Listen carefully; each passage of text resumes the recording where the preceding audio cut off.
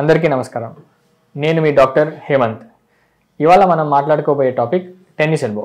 So tennis elbow అంటే ఏంటి, so ఎవరికి వస్తుంది, ఒకవేళ వస్తే దాన్ని మనం కనిపెట్టేది ఎలాగా, అండ్ దాన్ని ఏం ఇన్వెస్టిగేషన్స్ చేయాలి, అండ్ అలాగే ఏ విధంగా మనం దాన్ని తగ్గించుకోగలం అనే దాని గురించి తెలుసుకుందాం. సో టెన్నిస్ ఎల్బో, సో అసలు ఏంటిది, టెన్నిస్ ఎల్బో అనే పేరు ఎందుకు వచ్చింది దీనికి అనే దాని గురించి ఒక చిన్న మాట. సో బేసికల్గా చాలామందికి ఏంటంటే, ముఖ్యంగా ఎక్కువ పని చేసే వాళ్ళకి మోచేయి అనేది నొప్పి వస్తుంది, ముఖ్యంగా బయట భాగంలో.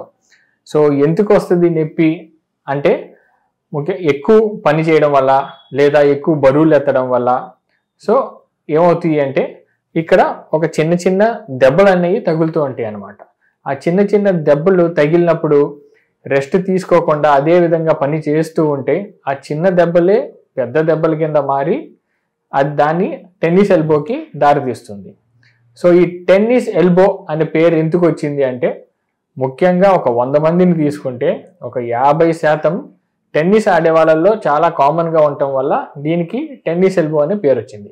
సో ఇప్పుడు మీరు, సార్ ఇది ముఖ్యంగా టెన్నిస్ ఆడే వాళ్ళలోనే వస్తుంది, మళ్ళీ మేము టెన్నిస్ ఆడం కదా, మళ్ళీ మాకెందుకు నొప్పి వస్తుంది అని మీరు అనుకోవచ్చు.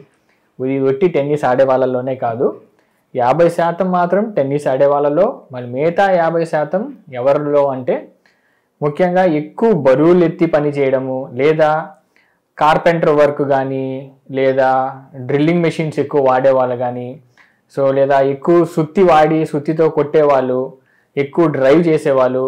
సో బేసికల్గా ఈ పనులు చేసే వాళ్ళల్లో కూడా ఎక్కువ లోడ్ పడటం వల్ల నొప్పి వస్తుంది. సో ఇప్పుడు కొంతమంది రావచ్చు ఓపీడీకి, స్త్రీలు రావచ్చు, వాళ్ళు అంటారు, సార్ మేము ముఖ్యంగా ఏం పనులు ఏం చేయము సార్, ఇంట్లోనే ఉంటాము, ఇంటి పని వరకే చూసుకుంటాము, మళ్ళీ మాకెందుకు వస్తాయి అంటే, ఇంటి పనులు చేసే వాళ్ళలో కూడా ముఖ్యంగా ఎలాంటి పనులు అంటే బట్టలు ఉతకడం కానీ, బట్టలు పిండడం కానీ, సో ఇలాంటి పనులు చేసినప్పుడు ఏమవుతుందంటే మన చేతికి వెనక భాగంలో ఉన్న మసిల్స్ ఎక్కువ పనిచేస్తాయి. సో మన చేతికి ముందు భాగము అండ్ వెనక భాగం అనేవి 2 ఉంటాయి.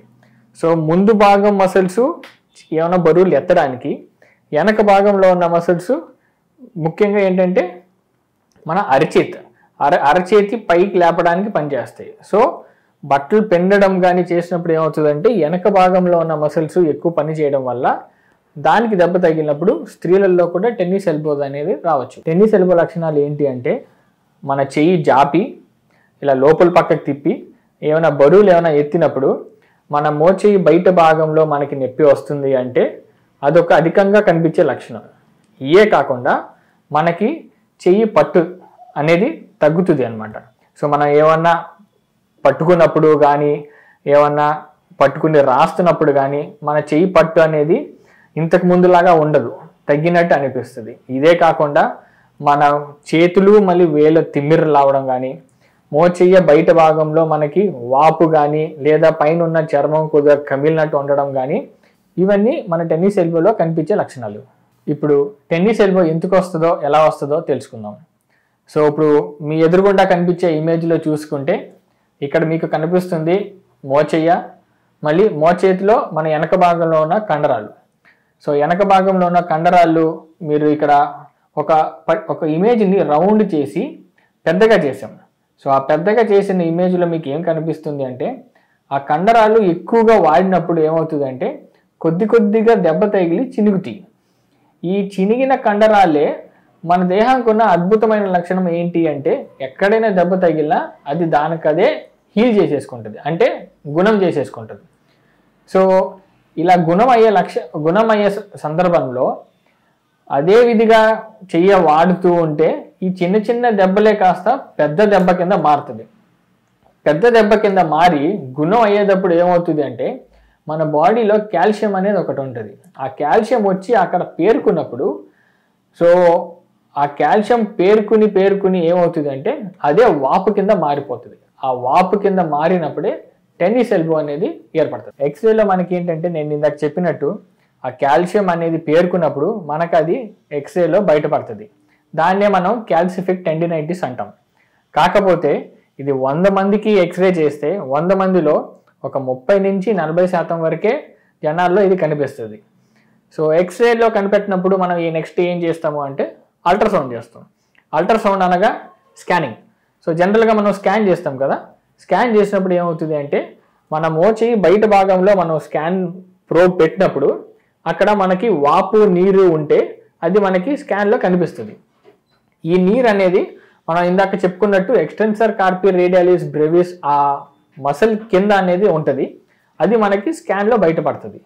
స్కాన్లో నీరే కాకుండా ఏమన్నా చిన్న చిన్న దెబ్బలు తగిలినా సరే అది మనం స్కాన్ ద్వారా బయట పెట్టచ్చు. కాకపోతే ఇది ఒక 70 నుంచి 80% జనాలలో మనకి స్కాన్ ద్వారా తెలుస్తుంది. ఇంత మిగతా మిగిలిన 20-30%లో స్కాన్లో కూడా మనకి ఏమీ తెలియనప్పుడు మనం అప్పుడు ఎంఆర్ఐ స్కాన్ అనేది చేస్తాం. ఇది అన్నిటికన్నా పెద్ద స్కాన్.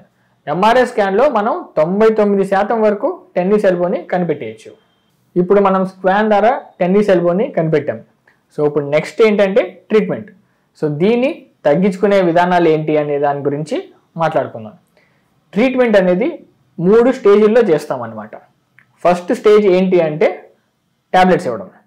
సో టెన్నిస్ ఎల్బో వచ్చినప్పుడు ఫస్ట్గా మనం ట్యాబ్లెట్స్ మరియు బెల్ట్ అనేది ఒకటి వస్తుంది, దాన్నే మనం టెన్నిస్ ఎల్బో బ్రేస్ అంటాం. ఆ టెన్నిస్ ఎల్బో బ్రేస్ని మనం మోచేతికి పెట్టుకోవాలి. సో ఈ బ్రేస్ని పెట్టుకోవడం ఎలాగా అనే దాని గురించి ఒక మాట. మనం మోచేయి జాపినప్పుడు మనకి ఎల్బో జాయింట్ అనేది ఒకటి ఉంటుంది. ఆ ఎల్బో జాయింట్ నుంచి 3 వేలలు పెట్టి 3 వేలకి దూరంగా మనం ఆ బెల్ట్ అనేది పెడతాం. సో ఇప్పుడు మీ ఎదురుగుండా కనిపించే ఇమేజ్లో ఆ బెల్ట్ ఎలా పనిచేస్తుంది అనే దాని గురించి చెప్తాను. ఆ బెల్ట్ పెట్టుకున్నప్పుడు ఏమవుతుంది అంటే మనం మోచెయ్య పైకి లేపినప్పుడు ఆ కండరాలు మనకి ఎక్కడి నుంచి అయితే వస్తున్నాయో మోచేతి దగ్గర నుంచి చేతి వేల వరకు మొత్తం కండరం అనేది లాగుతుంది. సో ఆ బెల్ట్ పెట్టుకున్నప్పుడు ఏమవుతుంది అంటే ఆ లాగేది ఏదైతే ఉంటుందో అది మోచేతి దాకా వెళ్లకుండా ఆ బెల్ట్ పెట్టుకునే వరకే ఆపేస్తుంది. సో అలాంటప్పుడు మీరు బెల్ట్ వేసుకుని పని చేసినా సరే ఆ దెబ్బ తగిలిన చోటు అంటే మోచేతి బయట భాగంలో లోడ్ అనేది పడకుండా ఉంటుంది. అలాంటప్పుడు కొద్దిగా తొందరగా హీల్ అవుతుంది.